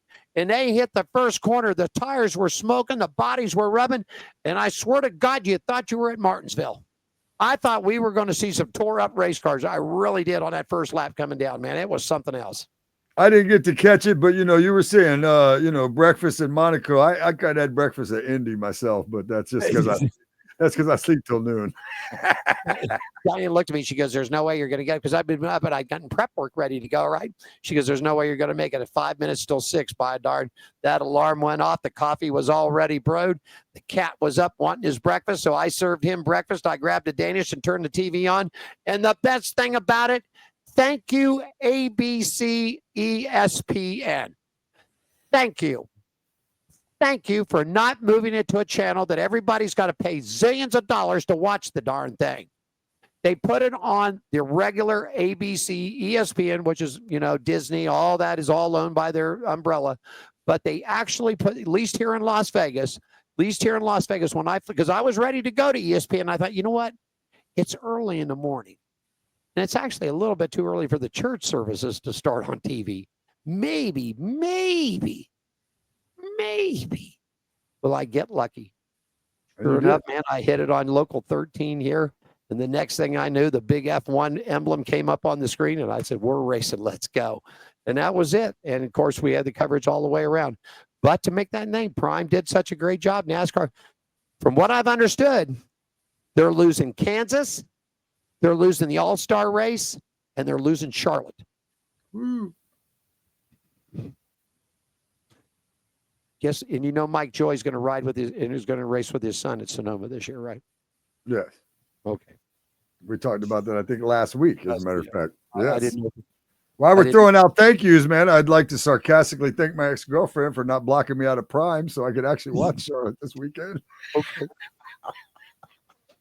That damn rabbit. Real quickly, dirt racing for the past weekend. It was Carson McAdoo, Chris Wyndham, Cole Duncan, Hunter Suchenberg, and Skylar G. Those are your top 5 racing weekend over at the dirt tracks. David Gravel's on top, Michael Colford, Logan Schuart, Carson McAdoo, and Sheldon Hudson Child. There you go. All right. I got us out of that one. Did you? Because I'm still laughing about it. I know. I'm just trying to move right along, let you get your laugh right on out of there. Thank you. You get ready for motorcycle news coming up, okay? Okay. That's what I'll do. Right. You do that. You can't hear the haters. That's what Aaron Russell said when he beat everybody's ass at Port Royal. And he collected $100,000 doing it too. Man, this kid was on fire. He was definitely rocking and rolling. I'm telling you, Logan Wagner, Tyler Courtney, Logan Schuart, Rico Abreu, Brian Brown. This is all the high limits racing. I am so upset about this because when they were here for the season opener, it rained and poured that night. It rained and poured. So then we tried to get over to the Saturday night, but the Xfinity race ran long, so we didn't do that. If you guys are checking this out, highlimits.com, dirt racing on the sprint cars. Great racing. Great racing. Currently on top, Brad Sweet, 959 points. Tyler Courtney at 927. Brent Marks is sitting back in third spot, 894. Rico Brew at 892. He's at fourth spot. Aaron Russell at 888, fifth. Justin Peck at 845. He's sitting in sixth. Casey Kane, 695. He sits in seventh. Spencer Baston at 671. And Tanner Thorson at 658. Chase Randall wrapping up the top 10. You got some motorcycle news for us, buddy? Yes, sir. And this segment is brought to you by the Hot Shoe Hall of Fame. That's right, the Hot Shoe Hall of Fame, celebrating and preserving the memories of great motorcycle racers and the motorcycle industry icons, past and present. For more information, you can log on to hotshoe.com. Monster Energy News, a 17-round Monster Energy AMA Supercross Championship indoor stadium season of the SMX World Championship Series concluded on Saturday, May 10th at Rice Eccles Stadium in Salt Lake City. The Monster Energy Yamaha Star Racing's Cooper Webb, he won the title and joined a very short list of athletes, 7, to earn 3 or more premier championships at 29. Webb becomes the oldest champion in the sport's history, besting 2-time champion Eli Tomac by just 1 week. Webb finished the season with 5 wins and 13 podium appearances, like the 450 SX Class Championship. The Eastern Divisional 250 SX Class Championship also came down to the final race of the season. The Dave Coombs Sr. East-West Showdown that featured both 250 division racings together. Red Bull KTM's Tom Vialli backed up last year's title run with a second championship over rivals Seth Hemaker and RJ Hampshire. Monster Energy Yamaha Star Racing's Hayden Deegan wrapped up the Western Divisional 250 SX Class Championship 1 week earlier in Denver, Colorado. The 2025 Monster Energy Supercross season drew the 4th highest attendance in sports modern era. The season started with a sold-out event at the Anaheim opener at Angel Stadium in Anaheim, California on January 11th for the second year in a row. Round 7 in Arlington, Texas, AT&T Stadium on February 22nd was the most attended event of the season, hosting more than 68,000 fans. Rounds 9 through 11 in Indianapolis, Indiana at Locust Oil Stadium on March 8th and Seattle, Washington at Lumen Field on March 29th both recorded their second highest attendances. That's a weird word to say. Attendances ever for the respective markets, with Indianapolis pulling an impressive 62,000 plus, Seattle drawing 58,463, round 15 in Pittsburgh, Pennsylvania at Acusure Stadium on April 26th, with a shining star of the Northeast run as more than 58,000 fans attended the first race ever held at the stadium and first time back in a market since 1983. The pre-race festival FanFest also drew a notable 23,000 plus fans, which is 8,000 more people than neighboring PPG Paints Arena would typically host for a sold-out Pittsburgh Penguins NHL home game. The season concluded with near-capacity crowd at the Rice Eccles Stadium in Salt Lake City. In total, 828,796 fans attended the Supercross, and 329,751 showed up early for the pre-race festivities known as FanFest in 2025. Yeah. There we go. Hey, you know what? The series is really not over. That's just for the championship run. So they've got actually round 19 coming up. Coming up this weekend. So they'll be doing that. So they're just really sort of racing for fun now. It's just all the points are done. So now it's just go out and kick your ass. That's what it is. They still got a race, but the championship's decided. Tell us a little bit about the Progressive Flat Track Series, my friend. Sure, the Progressive American Flat Track Series is back in action on June 7th, Lucas Speedway. After 5 events, here's a look at the points. The Super Twins point standings is Briar Bauman is first, Dallas Daniels is second, David Fisher is third, AFT singles is Tom Drain, Chase Satoff, Trevor Bruner. He is in third. Speedway Racing News, AMA Speedway National Championship Round 1, June 21st at Bakersfield, AMA Speedway National Championship Round 2. August 9th, Industry Hills, AMA Speedway National Championship Final Round, the day after my birthday, in case you want to get me a present. September 19th, Fast Fridays, AMA Speedway National Under 21 Championship, October 11th in Bakersfield. And this segment was brought to you by the Hot Shoe Hall of Fame, celebrating and preserving the memories of great motorcycle racers and the motorcycle industry's icons, past and present. More information, log on to hotshoef.com.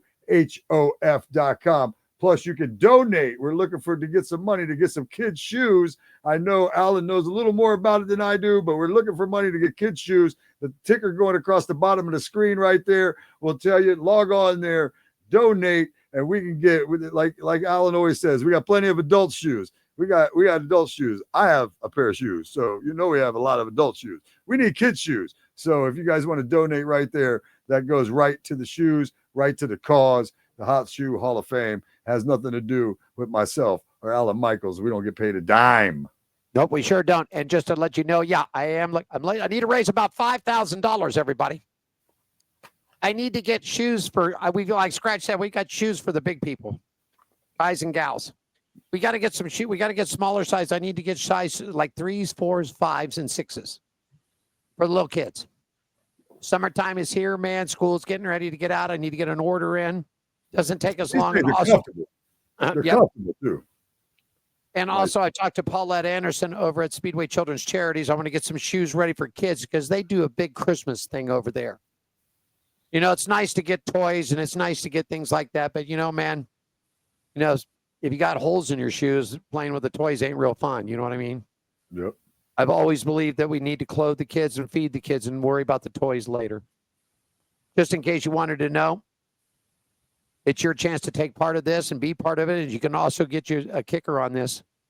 The Hot Shoe Hall of Fame is a 501c3 nonprofit. We have all the registrations. It's all been approved. We have had the paperwork. It's all done. We provide new shoes. They're called Heart Shoes. It's for needy men and women and children. They're necessary for good health and positive development.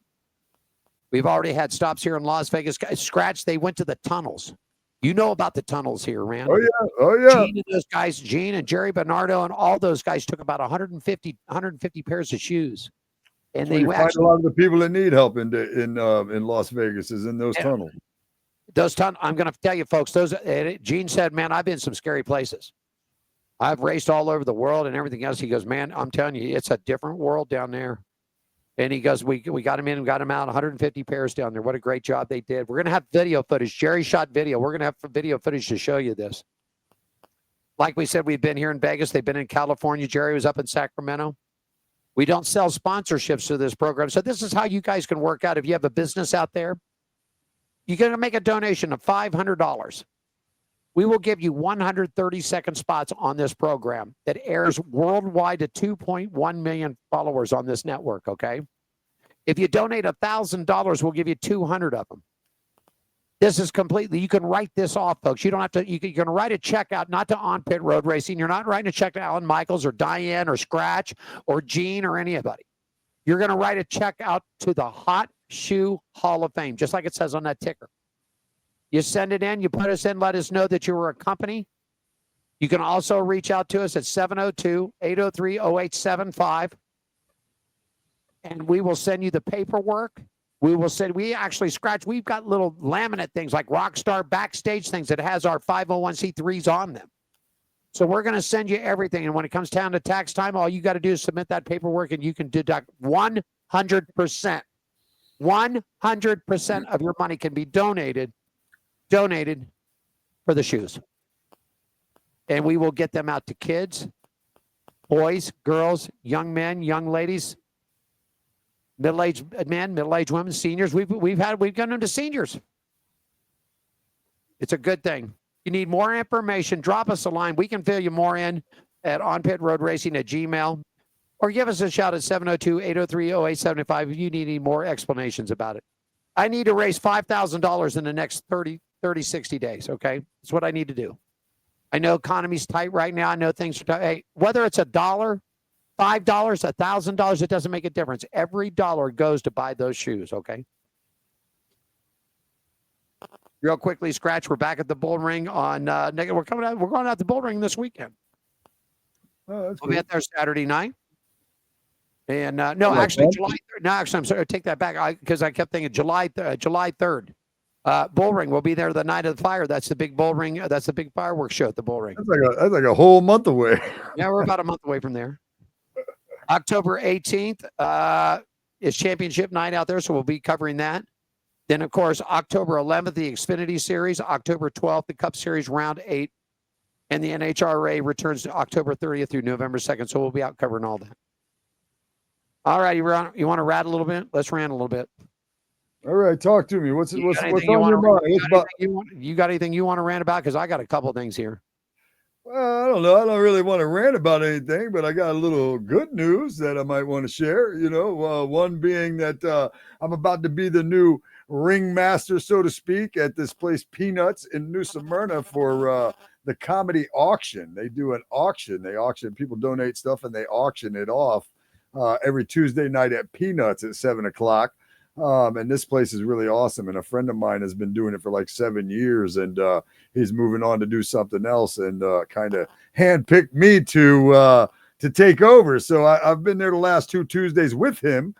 This past Tuesday, I did like a third of the show, and I guess I was a hit. So I should do all right with it. But so I'm looking forward to that. In the next week or so, I'll be there every Tuesday from now on. But in the next week or so, I'll be taking that show over and being the new ringmaster for the comedy auction that they have at Peanuts in New Smyrna. So I'm looking forward to that. And then I also got good news this week. As we know, I do the sports on WSBB, and even though I said it's going to be good news, I'm no longer going to be doing the sports on WSBB, but that's because I am now going to have a racing show was offered to me at WSBB. So rather than just do some sports bits every day, I'm going to be doing a race report, so to speak, every day, a little small a racing story of somewhat of from any, just like we do, cover all of the racing. I'm sure, being that it's in this area and it's on local radio in New Smyrna at WSBB, that it's going to be a little more NASCAR focused, a little bit like us though, but we cover a lot of everything, and I'm going to cover everything. We might even borrow the On Pit Road Racing name, maybe, you never know. But I already told you guys can call it whatever you like to call it. Congratulations, my friend. Congratulations. I'm sure we're going to have you on it. So my show will be Fridays from 5 to 6 live at WSBB, and that's 5:00 Eastern Standard Time, which is 2:00 your time, if y'all wanted to check it out. So yeah, man, I'm going to be doing a little racing report every single day and a whole racing show 5 to 6, and we're going to have you involved, man. You and me are stuck together at the hip. There you go. All right, Lee, I'm going to rant a little bit, and we'll get the hell out of here. I want to hear what's on your mind. I like when you rant. I'm just telling you, I just don't think this is Jim France here trying to, this guy is the France. I'm going to tell you, if the old man was still alive, he'd be rocking and rolling. So anyhow, Jim France, who is the co-owner, Jim France is NASCAR's co-owner and CEO, decided that he wanted to put a team together. They're going to fund the team. Going to send him to New Smyrna, or not New Smyrna. They're going to send him to Sonoma. New Smyrna. Road racing. Spire Motorsports is going to help him out. Yep. Now, my question and what I am upset about, why in the hell is the co-owner and the CEO of NASCAR wanting to put a team together to put it on a track? I mean, this is conflict of interest all the way. I'm sorry. You got enough problems running the series. You don't need to put a car out there. I don't care if it's a Childress car. I don't care if it's a Spire car. I don't care if it's a JGR car, Hendrick, Childress. It doesn't make a difference. Is there any word on who they might want to put in it? Well, no, the deal. Or I they believe want is to well work done. with one of the ones they have now.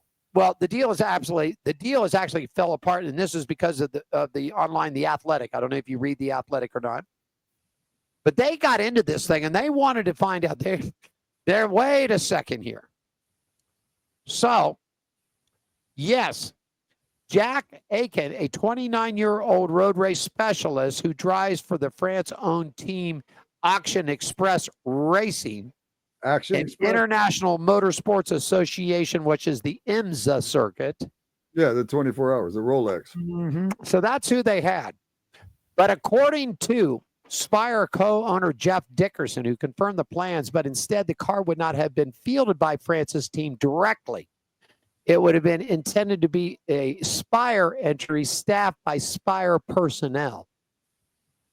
It doesn't make a difference. They were going to fund it so they could fund it so one of their IMSA drivers could drive Sonoma. Is that the understanding? I guess that's what that is. But yeah, but he wants to put the money in it. No. The best thing that could happen since they can't keep it together. What was it, 3-4 years ago? Watkins Glen, Bill France Jr. got busted for drunk driving, opioids in the car, this, that, and everything else.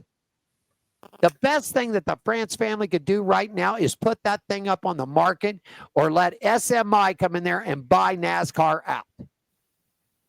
The only reason why they have not taken control of this thing is because they don't have Daytona and they don't have Talladega. And just to agree with you, I do agree that the season should start in Daytona, and I think it should end in Daytona. I think that'd be cool. I think it'd be a great way to do it. I'm sick and tired of hearing about Miami, and I'm sick and tired of hearing about Phoenix. I think that would be a great. That's just my opinion, but I mean, of course, I'm going to be a little biased in that. But Daytona's the Super Bowl, man. It's the Super Bowl. But this is crazy. The owner and CEO wants to fund a team. No.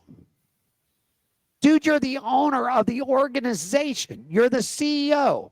Let me ask you a question. Just to play devil's advocate with you.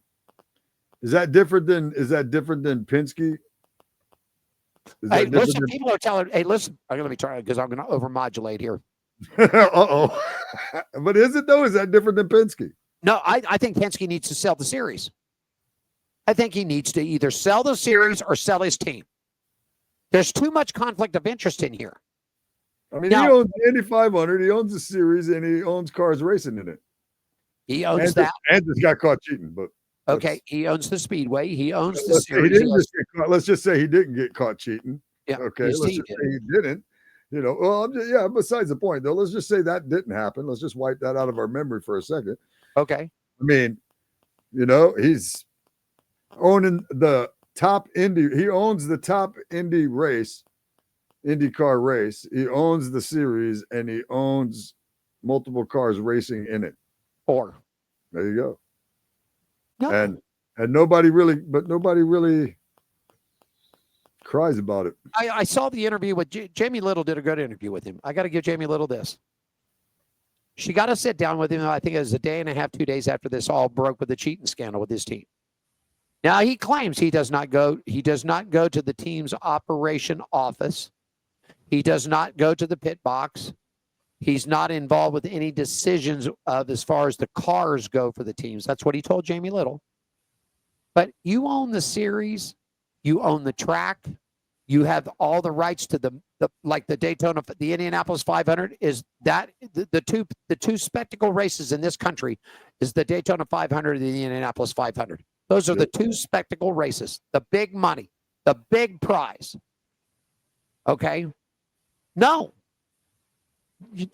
One or the other. Either sell the team or let's don't forget that he owns. Wait a second. Yeah, let's finish this off. Not only does he have that, he owns the network. He owns the radio broadcasting of all the Indy cars. He's got a percentage on the TV. Do you know what else Penske Media owns? They own Rolling Stone magazine. Oh yeah, we talked about that. They are also making a bid. Now, this is all the floating around Las Vegas. They are making a bid on a casino hotel here in downtown which would revert to the Rolling Stone Hotel and Casino, which would be owned and controlled by Penske Media. The man that's in charge of the whole lock, stock, and barrel is Roger Penske. So what I'm going to say, and you and me don't disagree often, and I'm not necessarily saying I disagree with you, okay, because I'm not saying that I disagree with you, but I'm going to say this. I think France is financing a car of another team for a driver of theirs to run a race at Sonoma is less than Penske. Oh, yeah. Okay, what I'm saying is, like, I would be more concerned about Penske owning this, having 4 cars racing it.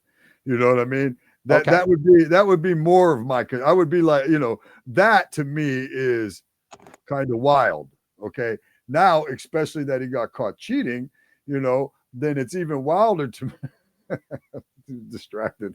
It's even wilder to me that it's that's the way it is, because now you got caught cheating and you own this, and have 4 cars racing in it. But so, I don't know. I mean, like I said, I'm not going to disagree that, it's, I get it. If you own it, you probably should own that and not compete in it, but at the same time, I don't know, the you taking an IMSA guy and putting him in Sonoma in a car that you're going to throw some money into, and you own the series, seems trivial compared to a Penske window of you open that magazine and look at it. You know what I'm saying? That's my opinion on it. Well, they pretty much weren't being discreet about it. I mean, but I look at it this way. Okay. If France wants to, motivate one of his drivers, fine. But I don't think him coming out publicly saying that, hey, we're close to reaching a deal for funding, a one-ride opportunity. Well, they have it's funny too, because they have WeatherTech, as a sponsor. Sure. Much like Van Gisbergen. Maybe it would, maybe that would have been a better route to take, is, go to them and say, hey, would you sponsor our guy with this team? Right. Versus maybe using your own money. Maybe you would have been a little more satisfied with something like that. I'd have been, I think so. I mean, come on. I mean, NASCAR sets the rules. NASCAR has those people. Yeah. And I'm sorry, what says that more money's going to get put here, or this could happen? I just think the France family's putting themselves in the middle of the frying pan that they don't need to be in the middle of. I think, they want to promote this driver. I mean, they're in touch with every single team from, the Cup Series, Truck Series, Xfinity Series, ARCA Series, IMSA Series, whatever series it might be. But to come out and say, hey, we're close to a deal, and Jim France, as the owner and the CEO, is ready to throw some money so he can get this hotshot 29-year-old a ride at Sonoma. Well, like I said, I don't know if it'd be, I mean, I get what you're saying, and it's probably a little more concerning now based on what we've seen out of Penske and Indy, and again, I keep saying Penske, although we know, it wasn't necessarily him, but when you are him and it's your people, you're responsible for the people you hire and what they do, regardless. I mean, the bottom line is, the black eye, Penske got the black eye.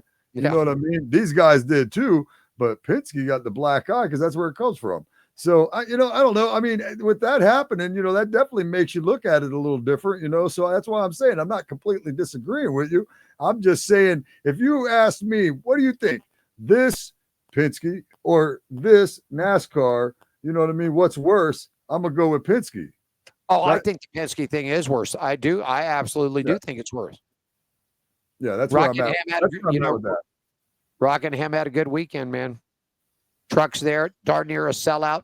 Sold out Xfinity. It's so good that now, if you got the money, they've got Rockingham up for sale, buddy. Huh. It is on the market. I don't have the money, but Gene Woods might. I don't know if Gene's got the money for that. I don't know if he wants to get. He's got enough headaches in his life. I don't think he needs to race. Let's buy Rockingham, man. I'll come up there and sell popcorn. There you go. They did it. They did over the past 3 years. There's been over $13 million of infrastructure upgrades to the track. I'm trying to see if they actually listed a price for the thing. The Rock has requested an additional $12 million in appropriations for the North Carolina General Assembly to keep the Rock Cup ready. Last race there, there could be a potential 2026 or 2027. I guess there's got a little bit more work that's got to be done. But anyhow, I was trying to think of it also has full ABC permits statewide. It sits on, oh my God, this thing sits on a chunk of land too, man. This thing sits, I'm sitting here just trying to scroll through it for you real quick, Skratch. This thing sits on over 250, the track itself sits on a 250-acre lot, not including the parking facilities and everything else. The whole lock, stock, and barrel is up for shoot. The property is listed by CBRE Group, a commercial real estate company that's based out of North Carolina. How much? They won't give you the price. Well, we have that kind of money. Yeah, it doesn't say that. It doesn't. Yeah, it doesn't have a price. Either that, or it's just so ridiculous. Like lobster market price. Wait a second. I might have found it here. Hold on a second. I might have found it here. Sometimes you got to squirt these little zones here to see if that is it. All right. I think this is off the realtor.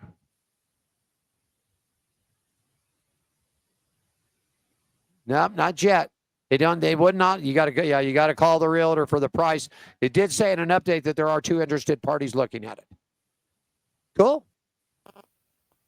Yep. I want it to stay. I want racing. They're going to 2 weeks? They're going to Mexico. Why are we going to Mexico?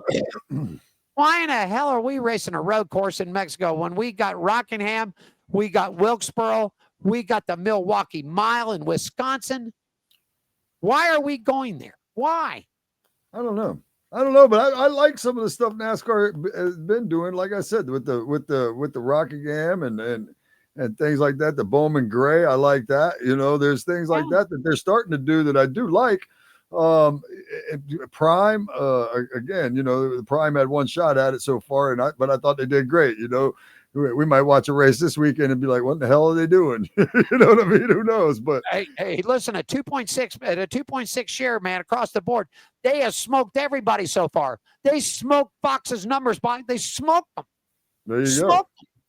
And that's the point. I mean, that's what you want. I mean, as a sport, that's what you're going to want. The more people, as I've mentioned in the past, the more people watching, the more advertising is worth it. I totally agree. And the advertisers are going to like it too. Yeah. Commissioner Phelps and NASCAR, you better take a look at those numbers. You better take a look at the numbers. You better take a look at the broadcasting quality that came across. Fantastic job for those guys this weekend. I totally enjoyed it. Totally enjoyed it. I just, get back to the tracks. They want to talking about sending the All-Star race or the Clash over to Europe. Those guys over there don't care about NASCAR. They hate NASCAR.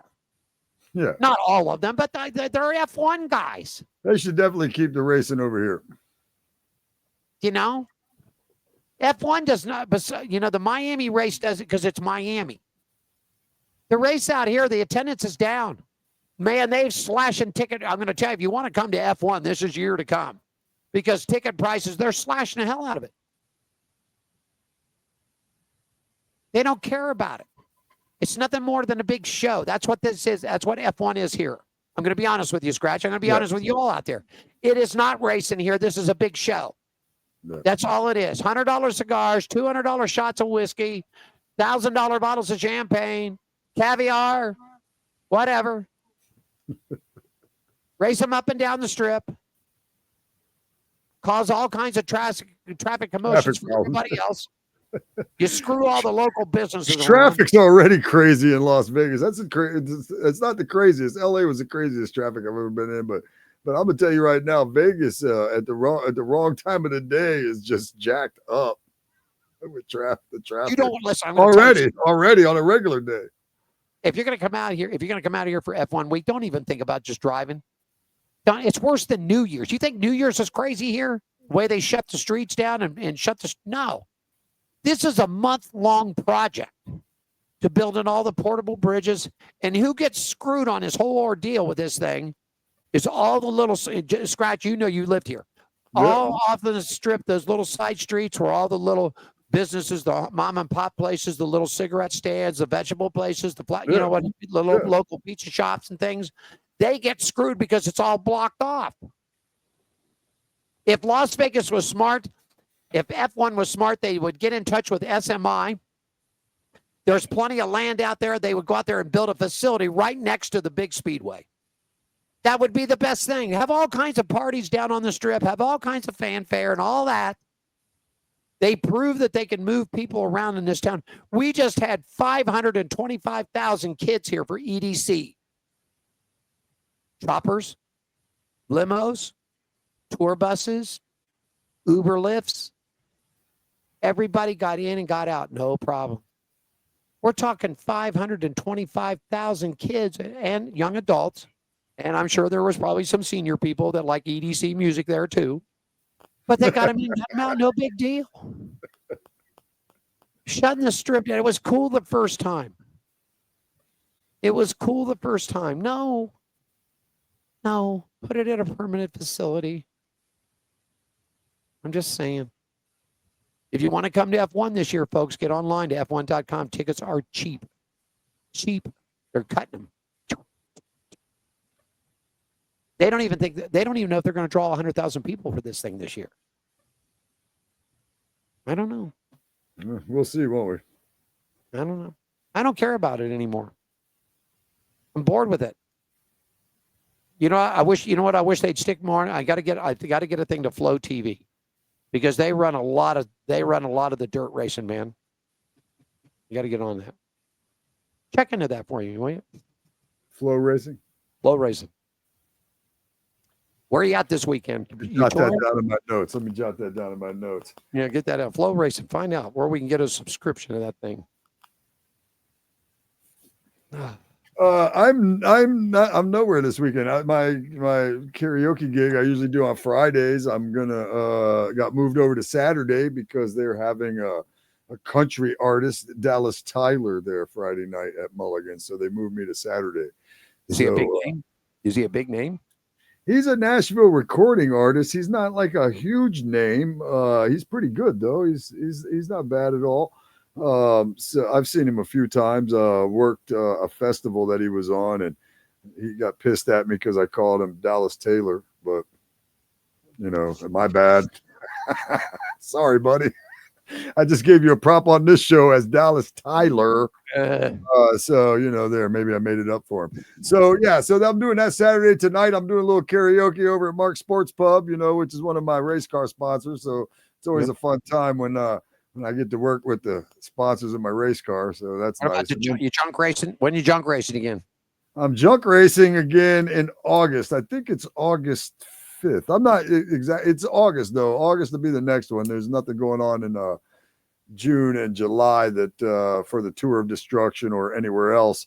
Okay. In fact, before the Tour of Destruction comes back to Florida, because they're like in Tennessee and North Carolina and South Carolina and all that other stuff right now.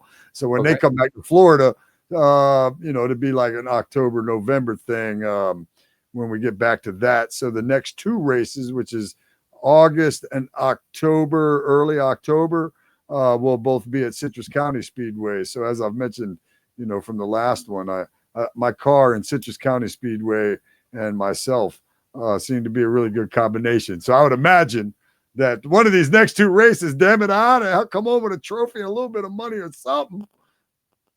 Don't forget the rabbit. I won't. I'm gonna bring the rabbit. Thanks for bringing it up.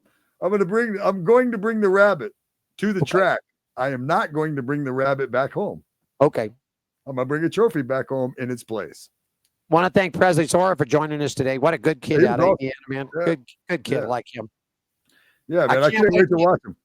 I can't wait to get this Carter Beatty kid on, man. I can't wait to have this young man. That'll be fun too. Yeah. He's going to be a great guest. Nothing really planned for us this weekend. We're just sort of hanging out. Got the Gene Woods racing experience. I'll be up at the front. If you're down here downtown Las Vegas tomorrow, stop and see me. I'll be at the front door greeting people tomorrow. And I have free margaritas for every adult 21 that comes in tomorrow. And if you come in and say, I saw the show, if you're here in Vegas, come on down. I'll treat you a free margarita. Can't beat that. Hell, if I was there, I'd be there waiting on you. Might go have one after we're done. I might too. It just won't be there. All right. Real quickly, if you don't mind, Skratch, I'd like to just let everybody know, because this is a really important. Got an email today from my friends at Las Vegas Motor Speedway, Paulette Anderson, and the gang at Children's Charities. Las Vegas Motor Speedway is going to be holding a blood drive. It's tomorrow, Friday, June 6th, or actually, no, it's next Friday, June 6th, excuse me. Next Friday, June 6th, 8 a.m. to 2 p.m. Las Vegas Motor Speedway, they're in the Infield Media Center. So if you've ever wanted, we do stuff in there that people can't get down into there when racing's going. So if you ever want to get to the media center, it's pretty cool. I think they do the blood drive over in what is known as the driver's meeting room is where they do it. It's pretty cool. They got pictures and stuff all around. If you're interested, come on down and join us. If you donate blood, you'll receive a voucher to redeem 2 free tickets to the South Point 400 NASCAR race on Sunday, October 12th, and a voucher for 2 free tickets to see Tape Face at the MGM. In addition, all donors will receive a $10 rewards gift card and a chance to win there will be a chance to win one of 2 $10,000 gift cards. If you need some more information, like to set up an appointment and go out there and donate some blood, you can reach out to the fine folks at 877-258-4825. That's 877-258-4825. You never know, man. Stop out and give a pint. I'm sure they'll have some foods and snacks and juices and things out there. But, hey, a couple of tickets to the race on Sunday. Tapeface is a pretty cool guy, man. He made the America's Got Talent type of thing. He's actually he does this comedy bit, but he puts black duct tape on his face. He doesn't talk. Anyhow, check him out, man. You're a comedian. So. Yeah, I will. I'll check him out. Yeah, he's pretty cool. So anyhow, get out there. Once again, Friday, June 6th, 8 a.m. to 2 p.m., Las Vegas Motor Speedway, Infield Media Center blood drive. Get out there. Donate some blood. Help some people out. That's about it for me today, my friend. I'm going to head on to the house. And you know what? I think I might run over to Hammer and Harry's and have a quick margarita. There you go. Sound pretty tasty. Anything in closing? Check out my website, comedyfromskratch.com. Spell it with a K, or nutshackentertainment.com. You never know what you're going to get. You can check it out, though. All right. And we'll be back at you next week at 3 p.m. Pacific time, 6 p.m. on the West Coast. I'm going to call for John, my friend.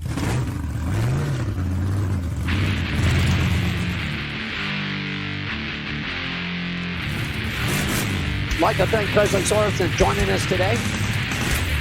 Skratch with a K down at the Nutshot Studios. Don't forget, Skratch has got that new racing show. Just check his website out. He's got all kinds of views.